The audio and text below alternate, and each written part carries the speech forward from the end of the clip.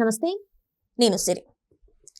YSRCP party పగ్గాలు Jaganmohan Reddy నుంచెళ్ళి YS Bharathi Reddy చేతిలోకి వెళ్ళాయంటే అవునని అనిపిస్తుంది. ఎందుకంటే ఇప్పుడు కొంతమంది అంటే ఎవరైతే సీనియర్ నేతలు ఉన్నారో వాళ్ళు రాజీనామాలు చేసి వెళ్తున్నారంటే దానికి కారణం భారతిరెడ్డే అన్నట్టుగా కొన్ని వార్తలు అయితే చెక్కలు కొడుతున్నాయి. అండ్ అట్లనే పొమ్మన లేక పొగబెట్టడం వల్లనే ఈరోజు విజయసాయిరెడ్డి గారు రాజీనామా చేశారని కూడా కొన్ని వార్తలు అయితే వస్తున్నాయి. ఇందులో ఎంతవరకు వాస్తవం ఉంది ఏంటనే అంశాన్ని మనకు వివరించడానికి మనతో పాటు ఉన్నారు ప్రముఖ రాజకీయ విశ్లేషకులు అంకమరావు గారు.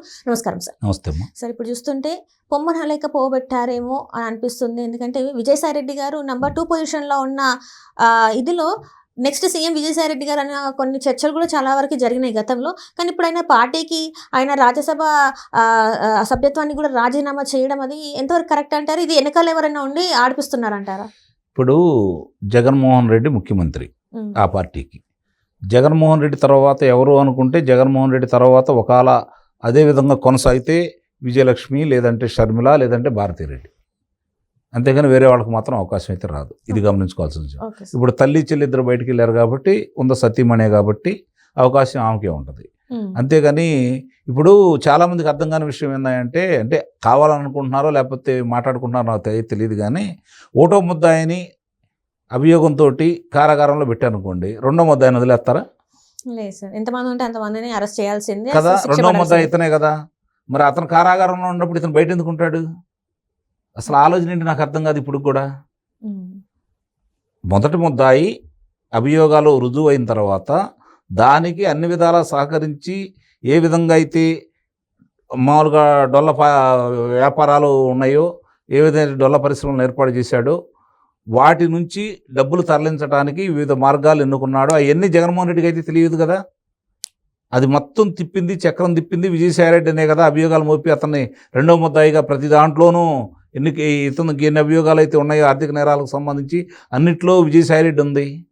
మరి అన్నప్పుడు అది కనుక రుజువు అయ్యి నేరం నిరూపితం అయ్యి శిక్షలు పడాలి అంటే ఇద్దరికీ పడుతుంది కదా, సహకరించిన అధికారులకు కూడా పడుతుంది కదా. అన్నప్పుడు ఈయన బయట ఉంటే కదా ఆలోచన వచ్చేది. అసలైనా ఒక ప్రాంతీయ పార్టీలో జగన్మోహన్ రెడ్డికి సంబంధించినటువంటి పార్టీ ప్రత్యేకంగా అది రాజకీయ పార్టీ అయితే కాదు. అధికారం కోసం లేకపోతే అది కూడా ఒక వ్యాపార సంస్థగానే భావించారు వాళ్ళు. రాజకీయ పార్టీ అనే ఆలోచన ఉండా రాజకీయం చేయాలనుకున్నా, అధికారం శాశ్వతం కావాలనుకున్నా వాళ్ళు అలా అయితే ప్రవర్తించేవాడు కాదు. వాళ్ళకు వచ్చిన 151 స్థానాలు అనేది సామాన్యమైనది కాదు కదా. మరి అలాంటిది 11 స్థానాలకు పరిమితం అయిపోయారంటే వాళ్ళ మీద, వాళ్ళ పరిపాలన మీద ప్రజలకు ఏ విధమైన కోపం ఉందో అర్థం చేసుకోవచ్చు కదా. దానికి కారకులు ఎవరు? జగన్మోహన్ రెడ్డి, విజయసాయిరెడ్డి. ఇప్పుడు జరుగుతున్న పరిణామాలు ఏంటంటే విజయసాయిరెడ్డి ఈరోజు అత్యంత నమ్మకస్తుడు, అతనికి ఆత్మ లాంటి వ్యక్తి. ఈరోజు ఎందుకు పార్టీకి దూరం అయ్యాడు? ఇంకా 3 సంవత్సరాల పైన రాజ్యసభ అవకాశం ఉండా కూడా ఎందుకు వదిలేశారు? కాబట్టి వీళ్ళ మధ్య ఏదైనా విభేదాలు ఉన్నాయా? ఇప్పుడు మీరు అన్నట్టు భారతిరెడ్డి పెత్తనం ఎక్కువైందా? జగన్మోహన్ రెడ్డి ఈరోజు పెత్తనం చేయలేకపోతున్నాడా?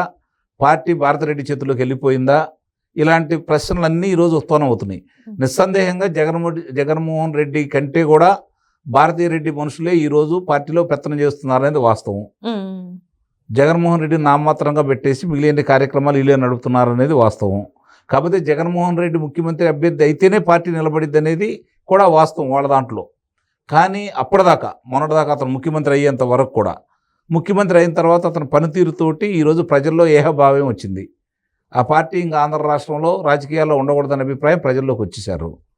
కాబట్టి ఈరోజు దాని కారకులు కొంతమంది ఎవరైతే ఉన్నారో వాళ్ళందరినీ పక్కన తప్పిస్తే, పార్టీలో మార్పులు చేర్పులు చేస్తే మళ్ళీ మన ఏదైనా నమ్ముతారనే అభిప్రాయంతో భారతిరెడ్డి ఉంటే ఉండొచ్చు. అందుట్లో అనుమానమే లేదు. ఎందుకంటే సజ్జల యొక్క ప్రాముఖ్యత పెంచుతున్నారు కాబట్టి, సజ్జల భారతిరెడ్డి మనిషి కాబట్టి సహజంగానే అనుకోవడంలో తప్పు కూడా లేదు. ఎందుకంటే ఒక్కోళ్ళు కుటుంబ సభ్యులందరూ బయటకు వెళ్ళిపోతా ఉన్నారు. తల్లి చెల్లి అంటే సజ్జల రామకృష్ణ మీద కూడా కేసులు ఉన్నాయి కదా, మొన్న విచారణ కూడా హాజరైన సంగతి మనకు తెలిసింది. ఇతని మీద ఉన్నటువంటి ఆర్థిక నేరాలకు సంబంధించిన లేవు కదా వాళ్ళ మీద. ఉన్నాయి, లేదని కాదు. కుంభకోణాలకు సంబంధించి కావచ్చు, ప్రోత్సాహం సంబంధించి కావచ్చు, తెలుగుదేశం పార్టీ ఆఫీస్ మీద దాడి సోషల్ మీడియాలో వాళ్ళ అబ్బాయి స్క్రిప్ట్ అంతా మాట్లాడేది గురించి తిట్టాలి అనేది కూడా అంశాలన్నీ విలువలోకి ఎప్పుడు వస్తాయి? విచారణకు వచ్చేసి నేరం నిరూపితమైందా అప్పుడు కదా. కానీ ఇప్పుడు ఎవరు మనుషులు ఎవరు పార్టీ మీద ఆధిపత్యం కావాలనుకున్న వాళ్ళు వాళ్ళ సొంత మనుషులు నియమించుకుంటారు. భారతిరెడ్డి ఇప్పుడు పార్టీ మొత్తం ఆమె చేతిలో తీసుకోవాలని భావిస్తూ ఉంది. కాబట్టి వాళ్ళ మనుషులను నియమించుకుంటుంది కదా. ఉమ్, కానీ ఇప్పుడు వరకు విజయసాయిరెడ్డిని ఇంకా ఎందుకు బరాయించారు, విజయసాయిరెడ్డి వాళ్ళ దగ్గర ఎందుకు ఉన్నాడు అంటే రెండు కారణాలు. ప్రతి దాంట్లో ప్రతి నేరంలో అతనికి సంబంధం కాబట్టి, అతను బయటకు వస్తే జగన్మోహన్ రెడ్డికి ఇబ్బంది కాబట్టి, రెండోది బయటకు వస్తే ఏం జరిగిద్దో విజయసాయిరెడ్డికి తెలుసు కాబట్టి కలిసి ఇష్టం ఉండా లేకపోయినా కలిసి ప్రయాణం అయితే చేస్తున్నారు. ఉమ్, ఉమ్, అందుట్లో ఎలాంటి సందేహం లేదు. చాలా వరకు విషయాలు ఈ మధ్య జరిగిన విషయాలు కావచ్చు, జరుగుతున్న విషయాలు కావచ్చు, పత్రికల్లో కావచ్చు, ప్రసార మాధ్యమాల్లో వచ్చే కొన్ని విషయాలు చూస్తూ ఉంటే 2022 నుంచి కావాలని విజయసాయిరెడ్డిని దూరంగా పెట్టారనే అభిప్రాయం వ్యక్తమవుతూ ఉంది. ఉమ్, రెండోది అక్కడ ఉత్తరాంధ్రలో ఇతను చేసిన నిర్వాహకం అంటే ఇతను చేసినటువంటి భూదందాలకు సంబంధించి లేకపోతే ఆర్థికమైనటువంటి పనులకు సంబంధించి ఉమ్, అతను కూడబెట్టుకున్న ధనంలో జగన్మోహన్ రెడ్డికి ఇవ్వాల్సిన వాటా రాలేదనేది ఒక అభిప్రాయం ఉంది వాళ్ళకి. ఓకే, ఉమ్, ఇక్కడ ఏదైనా సరే ఒకళ్ళ మీద ఒకళ్ళ ప్రేమ ఎందుకంటే జగన్మోహన్ రెడ్డిని కాపాడాలి కాబట్టి విజయసాయిరెడ్డిని వాళ్ళెంట పెట్టుకుంటున్నారు. ఉమ్, నేను వాళ్ళెంత ఉన్నంత వరకు మాత్రమే నాకు ఇబ్బంది ఉండదు, లేకపోతే ఏం జరిగిద్దో తెలిసిన వ్యక్తి విజయసాయిరెడ్డి కాబట్టి కలిసి ప్రయాణం చేస్తూ ఉన్నారు. కింద పడ్డా మీద పడ్డా అతను బయటికి పంపించే కార్యక్రమం కనుక జరిగితే ఏం జరిగిద్దో వాళ్ళకి తెలుసు కాబట్టి బయటికి వెళ్లకుండా చూసుకుంటా ఉన్నారు. ఉమ్, ఇప్పుడు ఏంటంటే చివరి స్థాయికి వచ్చేసినాయి. వాళ్ళ మీద విచారణ కావచ్చు, ఏదన్నా కావచ్చు. నిన్న కూడా అతను చెప్పిన మాటల ప్రకారం చూసుకుంటే జగన్మోహన్ రెడ్డితో భారతీ రెడ్డితోటి మాట్లాడకుండా ఆయన రాజీనామా చేయలేదనేది అర్థమైపోతా ఉంది. ఉమ్, కానీ లండన్ లో ఉన్నారు కదా సార్, ఆయన రాజీనామా ప్రకటించినప్పుడు. మాట్లాడుకోవడానికి దీనికి సంబంధం ఏముంది? ఎక్కడుంటే ప్రపంచంలో ఎక్కడుంటే ఈరోజు ఎక్కడున్నా మాట్లాడవచ్చు కదా. ఉమ్, అంటే ఇది ఇంకొక అది కూడా వినిపిస్తుంది సార్, బీజేపీ వెనుకలోంచి రాజీనామా చేపించిందని కూడా ఒక వార్త అయితే మరి వస్తుంది, అందులో వాస్తవం లేదండి. తెలుగుదేశం పార్టీ భారతీయ జనతా పార్టీ మైత్రి బంధాన్ని విడగొట్టాలనే ప్రయత్నంలో వీళ్ళకి ప్రోత్సహించి ఎన్నుంటి ఎవరైతే ఉన్నారో వాళ్ళు కూడా ఇప్పుడే ఉన్నారు, అంతే. దాంట్లోకి రెండో మాట ఏం లేదు. అంటే వాళ్ళకి కావాలని దీన్ని హైలైట్ చేస్తున్నారు. అతన్ని ఏ విధంగా అయితే రక్షించాలని వాళ్ళు భావిస్తున్నారో, ఈరోజు అతన్ని రక్షిస్తే వాళ్ళకి ఎలాంటి ఇబ్బందులు జరుగుతాయో వాళ్ళకి తెలుసు కాబట్టి ఈరోజు వాళ్ళు కూడా వదిలేశారనేది ఒక భావన చాలామంది వ్యక్తం చేస్తున్నారు. నాకైతే ఆ నమ్మకం అయితే లేదు. ఎందుకంటే ఇంకా వాళ్ళు వీళ్ళని రక్షించడానికి ప్రయత్నం చేస్తూనే ఉంటారు, చేస్తారని కూడా నేనైతే భావిస్తున్నాను. అంటే కూటమిలో ఉన్నా కూడా వాళ్ళ అది సైడ్ వీళ్ళ సైడ్ ఉందంటారా మరి? కూటమిలో ఇక్కడ అధికారంలో ఎవరున్నారు? తెలుగుదేశం కదా. వాళ్ళైతే కూటమిలో ఒక్కళ్ళే కదా మంత్రివర్గంలో ఉంది, 8 మందే కదా శాసనసభ్యులు.